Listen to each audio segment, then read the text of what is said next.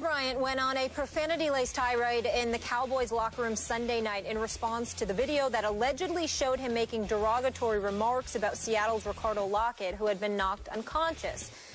Dez denying the allegation, saying he would never do such a thing. Stephen A. I won't ever wish bad on a player that's been knocked down. Come on, man. Stop with Not once I said, hey, that's what you get. I got on one knee and prayed for that man. Man, on my daughter's soul, man. I would never in my life do that to anybody. Man, I could have been talking about something completely else. I'm too busy trying to break it up, trying to get our players back. I'm telling Richard and I'm telling Earl, hey, y'all get y'all players back. Come on, man. I was more talking to the officials than anybody. Sorry, Stephen A., I got a little excited about that. Dez denying his allegations. Obviously, we just heard the sound. What's your reaction? My honest reaction, Molly, Skip, I usually don't like to do this. I think the media should be ashamed of itself. Whoever tweeted out that video, you knew good and damn well what you were implying. You were implying that while Ricardo Lockette was on the turf, motionless, potentially paralyzed for all we know, that Dez Bryant, whatever you read from his lips, whatever you said, I don't care what he said. You know, when somebody said, well, that's what you get or whatever the case, unless you know definitively that he is talking about Ricardo Lockette to create a stir where there could be a question about a football player literally mocking a guy on the field, laying motionless for minutes. We don't even know if he were paralyzed or not. To attach that to Dez Bryant and put him in a position where he has to go out there and defend himself off of that, I just think, you know,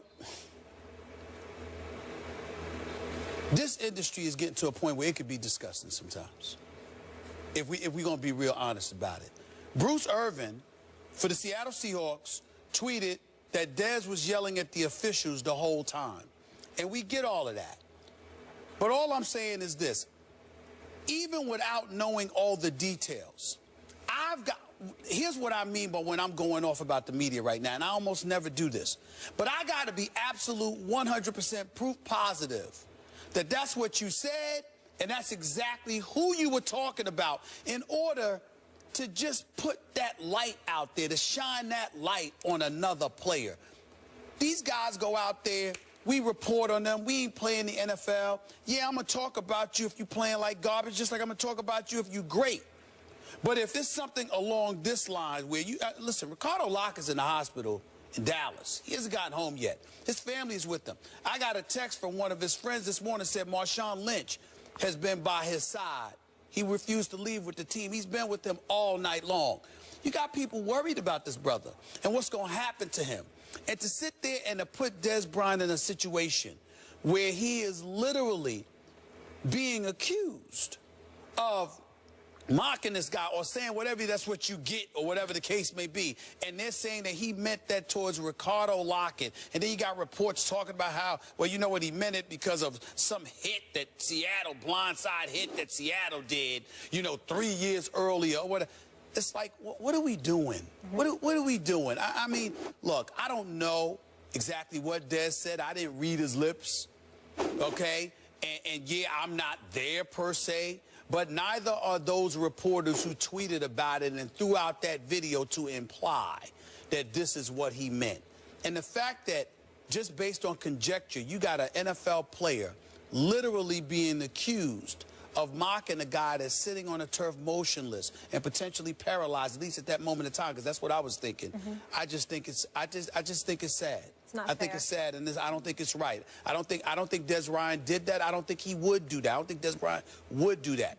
But whether he did or not, the point is, unless you are definitively and absolutely sure, that is not something you should be speculating about.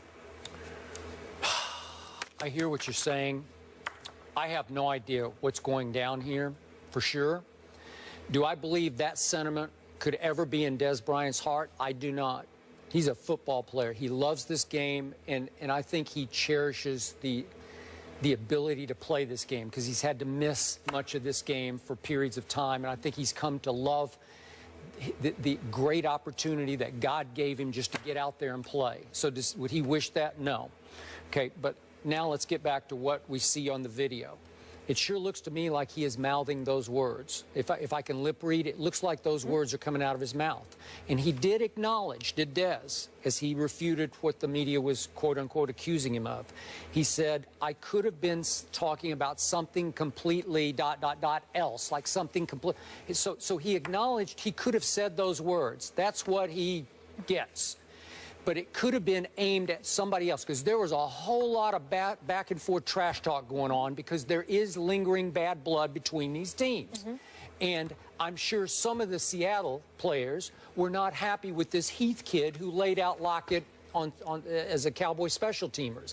Even though I thought it was a brutal but a legal hit, it did draw a flag. That's fine with me. It's almost like just on principle it deserved a flag, not by the letter of the law. This is a violent game that's going on out there. We know this, and the most dangerous time is on punt returns. No longer kickoff returns. They've sort of legalized some of the, they've sort of taken some of the brutality out of kickoff returns.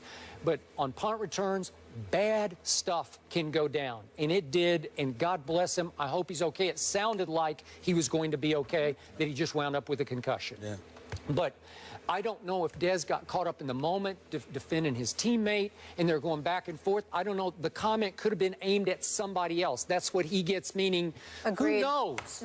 That's what Richard Sherman gets, or Earl Thomas gets, or who knows who we know Des. He plays with such emotion, such passion, such rage to win. His emotions could spill over, and it was directed at somebody else as he's trying to defend his teammate who delivered the blow. So I don't know what it was, but I don't believe that's in Des Bryant's heart. I just don't. But it looks bad on the surface, because it looks like he said that at that moment. But let's also understand why it looks bad. Skip Bayless, these aren't bloggers that just tweeted out something or saw something on their television screen, clipped it with their camera phone, and then went from there, and it's on Twitter or something like that. These are journalists who were at the game who tweeted it out.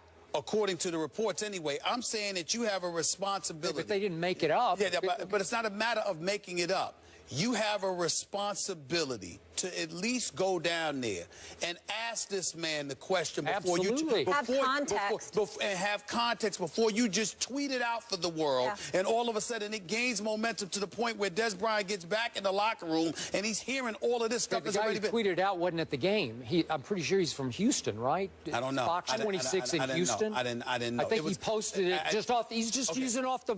He took the footage off the broadcast. Right. Okay. All right. So they're reacting. The reporters at the game are reacting to what they saw. Anybody could have seen it. Anybody could have pulled it off. We all saw it. I saw it on TV. I saw it on TV. But what I'm saying to you is that it's unfair that he walks into a locker room, and rather than just ask him the question, he has to fight off accusations. That's entirely different.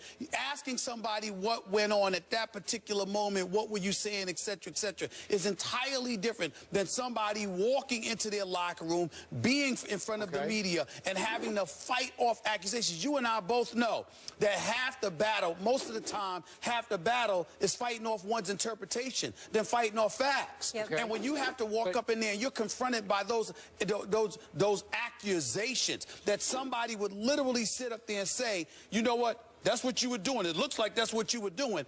That's pretty bad. That's pretty bad, is all I'm saying. The media is not out of bounds to ask that question. I'm not saying they're out of bounds to ask the question. I'm saying they're out of bounds to sit there and paint a picture as if he is guilty of something that he has to refute. We didn't know. We didn't know what he was saying. And Bruce Irvin had to go out there in the tweet and basically say, again, he wasn't talking to us. He was talking to the officials. I'm saying asking the question and being blind and just wanting to know is entirely different than him fending off an interpretation of that magnitude. This is not a fight. This is not a sideline rant by Greg Hardy. This is not something like that. This is a player that was on the field that literally looked as if he were paralyzed, and then you Okay, juxtapose that to okay. Des Bryant saying that's what you get. That's very, very incendiary. But he uttered what surely appear to be those words moments after he's prone on the turf. Right. Okay, so it's fair to ask. But guys what were was talking. up? Guys were talking, and guys were arguing again. I'm going to repeat myself. I'm not saying the question shouldn't have been asked. I'm saying he wasn't just being asked a question. He was fending off accusations. Well, you know what would have been nice? If Des had just said, hey, I know that looked bad, but I was talking to Bennett or whoever it was. I got right? that. I got that, and that's fair. But at the same time, a lot of times we anticipate and expect athletes to communicate in manners that we would when they're just not capable at it, particularly when you're in the heat of the moment. All I'm trying to say is that it's not about even the accusations that he had to fend off. It's about the fact that it's those specific accusations. If it's something far more innocuous, that's different. But when you sit up there and you have to fend off accusations that you literally were saying that's what you get about a guy that could have been paralyzed on the field, it's just something that to some small degree at least is a bit inhumane when you don't take into consideration the kind of way that can sully somebody's name.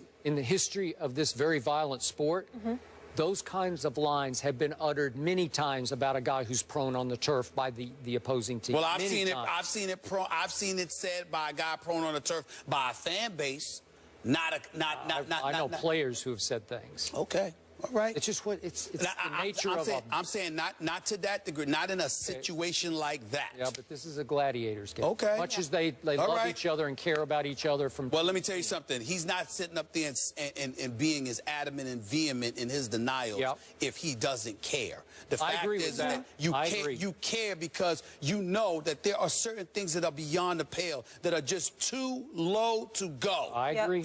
Unless you are sure you got no business putting somebody in a position where they have to defend themselves against something that's low. Do you know how low you got to be to watch a guy on the field looking as if he's paralyzed and sitting there saying, tough, that's what you get? You have any idea how that makes somebody look? To me, there's just lines that should not be crossed by us. And I think in this particular case it was. To use RG3's term, maybe a victim of clickbait? We don't know. It was a tough day for Gang Green on Sunday. They lose their starting quarterback and the defense gets exposed by Derek Carr and the Raiders. So should the Jets be worried? We'll discuss that next. You're not getting it. I'm going to give it to you free, okay? A Super Bowl. Whoa. America's eyes on me right now. I believe that. That makes my point.